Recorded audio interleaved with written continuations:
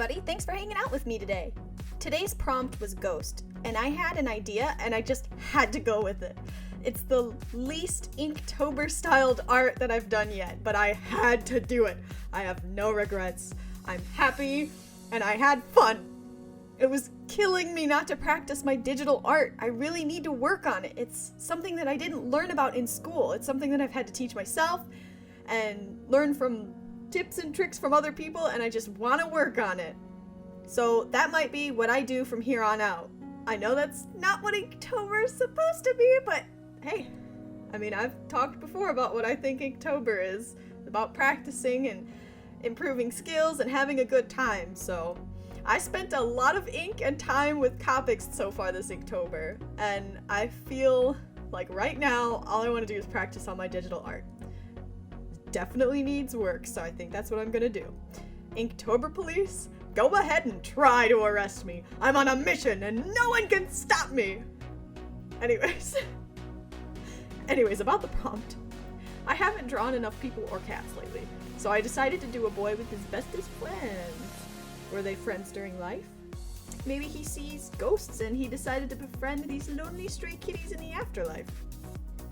Whether you prefer bittersweet or semi-sweet, I'll leave the interpretation up to you, but I wanted it to be happy, so I tried to keep the colors happy at least. I had no idea how I wanted to do this though. All I knew is I wanted ghost cats and a dude. So I just fiddled around with it until I was happy, and at some points it looks pretty messed up, but it all ends up right as rain in the end. Right as rain, right as rain. If you know what I'm referencing if you played the game. But anyways, you can see I did start with a palette though, which I've never done before, and I highly recommend it. It is tremendously helpful. It kept my piece cohesive. I never worried about what colors I was going to use, when and where. 10 out of 10 would recommend. I will say I did leave it messy because I've seen people do digital art and it wasn't super perfect and immaculate, which I strive for, and they still made it look really good. I was like, yeah, I can do it. I'm just gonna do it. That, and I'm running out of time during the days. It's super busy. And I'm still learning how to digital art. I'm still learning. So there's that. I started using the make a separate layer and clip it to the layer below to make the skin and everything perfect and super smooth lines and etc. All those techniques. But I kind of didn't want to do that. It was stressing me out because I'm not, like I've said multiple times, very well practiced in it. I just wanted to do it painterly style and let everything interact with each other and it be a big messy single layer. I'm serious. That's what I wanted. I kind of have to hurry too, since I have to draw and edit on the same day, so I don't have a lot of time to nitpick. I just have to learn as I go and hopefully figure out a good method for me to keep things nice and neat. On my own, during my own time. But hey, I'm learning, and so far I found one of my biggest problems is being too afraid to let colors touch and leaving white spaces, which is a big no-no. I just need to cover up the white spaces because it makes it easier later if I do, especially if I decide to have clipped layers. Well, that, and there isn't anything that you could do to a piece of digital art that you can't fix. There's always a way to fix it. It's definitely more forgiving than original art, like with paints and stuff. Trying to think of questions people might have. Because I mean, I have questions, so. Oh, I guess one might be making the cats ghostly looking. It was really easy. I just kind of picked the blue that I wanted for them to be with my palette, and then I blended it with the colors that the boys' clothes or skin to make it look translucent. And then I used a glow filter with the airbrush tool to make the glowy cat's hair and then his hair glowy. Yeah. I figured out how to do it on my own at some point. It's just settings and it depends on the program you have. I have Clip Studio, so it's all different. But if you have specific questions, please ask me in the comments below or ask me on one of my social media sites. There's links in the description below. I frequent DeviantArt the most, but I'm kind of a ghost on all of them because they're pretty new to me, and I mean, it's kind of not much on there. But Anyways, if you drew, what did you draw for this prompt? Let me know in the comments below, or like I said, share it with me on one of those social media places. And also let me know what you think about my interpretation of the prompt. Otherwise, there really isn't much to say. Like I said, I have my own questions and I'm figuring out stuff as I go along, so if you think of something, let me know and enjoy.